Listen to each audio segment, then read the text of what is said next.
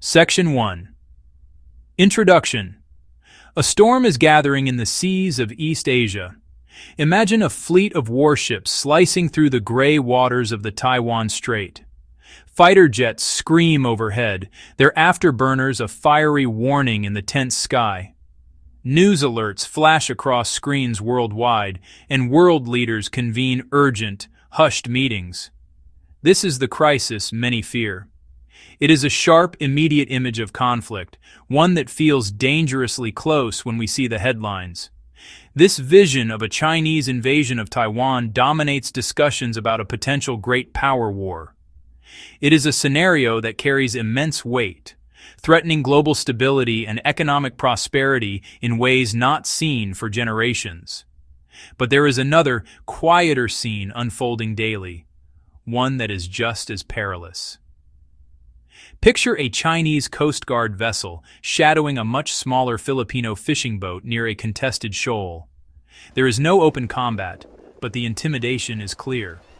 Farther out, a Vietnamese supply ship is blocked from reaching an outpost it has held for decades. On a newly constructed artificial island, a radar dome silently sweeps the horizon, tracking every ship and plane that passes. This is the reality of the South China Sea. It is a slow-motion confrontation, a contest of wills played out with water cannons, maritime militias, and legal challenges. Section 2. The Taiwan Tinderbox. Taiwan represents the most explosive issue in U.S.-China relations. For Beijing, the island is not a foreign country but a renegade province, an unhealed wound from a civil war that ended over 70 years ago. The goal of reunification is a cornerstone of the Chinese Communist Party's legitimacy. Leaders in Beijing have repeatedly stated they will pursue this goal peacefully, but will never renounce the use of force.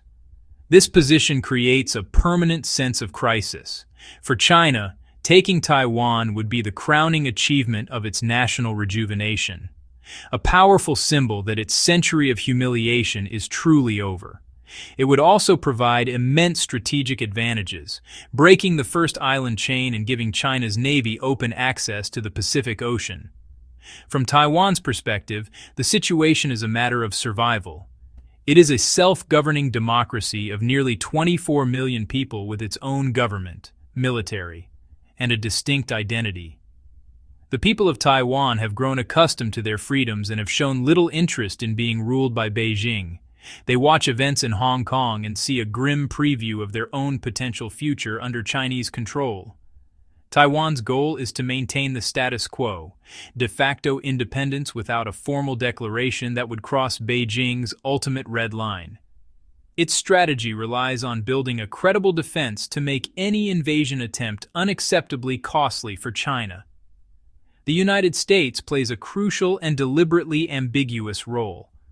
Under the Taiwan Relations Act, the U.S. is committed to providing Taiwan with the means to defend itself. It does not have a formal defense treaty obligating it to intervene directly if China attacks. This policy, known as strategic ambiguity, is designed to deter both a Chinese invasion and a Taiwanese declaration of independence. Yet, as China's military power grows, this delicate balance becomes harder to maintain. A war over Taiwan would be a cataclysmic event, pitting the world's two largest economies and militaries against each other, devastating consequences for global trade, technology supply chains, and international security. Section 3. The South China Sea. The South China Sea presents a different, more complex type of conflict. It is a vast and vital waterway through which an estimated one-third of global shipping passes each year. Beneath its surface lie rich fishing grounds that feed millions, potentially significant reserves of oil, potentially significant reserves of natural gas.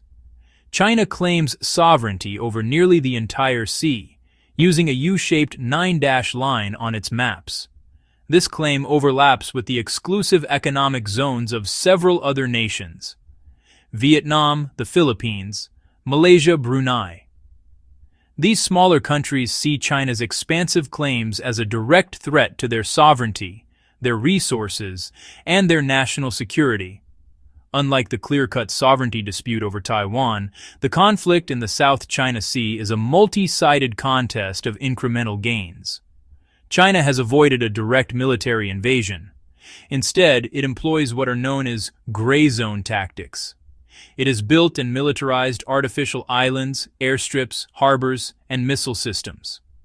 It uses a massive fleet of Coast Guard vessels, a maritime militia disguised as fishing boats, to harass, to intimidate, and to push out ships from other claimant states. Section 4. Comparing the flashpoints. When comparing the risks of war in Taiwan versus the South China Sea, the fundamental difference lies in the scale of commitment and the potential costs. A war over Taiwan would be, by its very nature, an all-or-nothing conflict. Military hardware, Taiwan invasion versus South China Sea patrol. For China to succeed, it would require a full-scale military invasion aimed at conquering and occupying the island. This is a maximalist goal that invites a maximalist response. The United States and its allies, like Japan, would face immense pressure to intervene directly. The economic consequences would be global and catastrophic, as Taiwan is the world's leading producer of advanced semiconductors, the lifeblood of the modern digital economy. A Taiwan war would be a clear, unambiguous act of aggression with no easy off-ramps.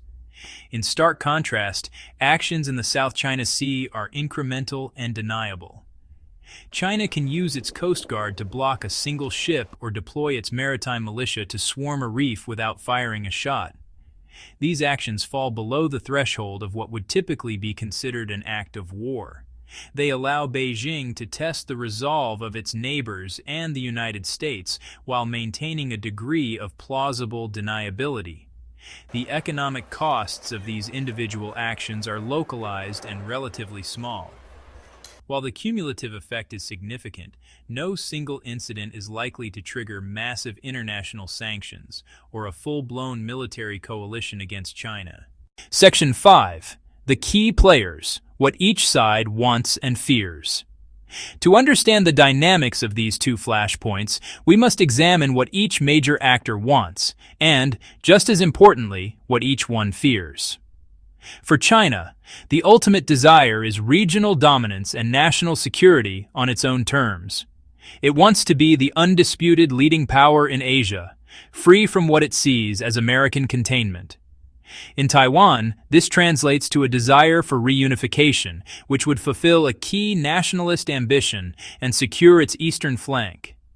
Its greatest fear is permanent Taiwanese independence, backed by the United States, which it would view as an unacceptable violation of its sovereignty and a strategic encirclement. It also fears a failed invasion, which could destabilize the Communist Party's rule. Taiwan wants to preserve its democratic way of life and its de facto sovereignty. Its people want the freedom to choose their own leaders and determine their own future without coercion from Beijing. The island's greatest fear is being abandoned by the international community and being forced into unification against its will. A secondary fear is that a formal declaration of independence could provoke the very invasion it seeks to avoid. Therefore, its leaders must walk a fine line, strengthening defenses and international partnerships without crossing Beijing's red lines. Taiwan seeks security and dignity, not a direct confrontation with its giant neighbor. The United States wants to maintain a stable Indo-Pacific.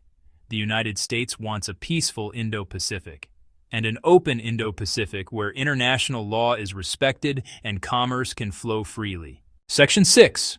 The pathways to conflict. How a mistake becomes a war. War rarely begins with a simple, rational decision. More often, it is the result of a chain reaction. Miscalculations, accidents, unintended escalations. How a small naval incident could escalate. In the context of Taiwan and the South China Sea, several dangerous pathways to conflict exist. Pathway 1, a deliberate decision to invade Taiwan, may be triggered by the belief that the chance for peaceful reunification is gone, or the belief that the U.S. is too distracted or weakened to intervene.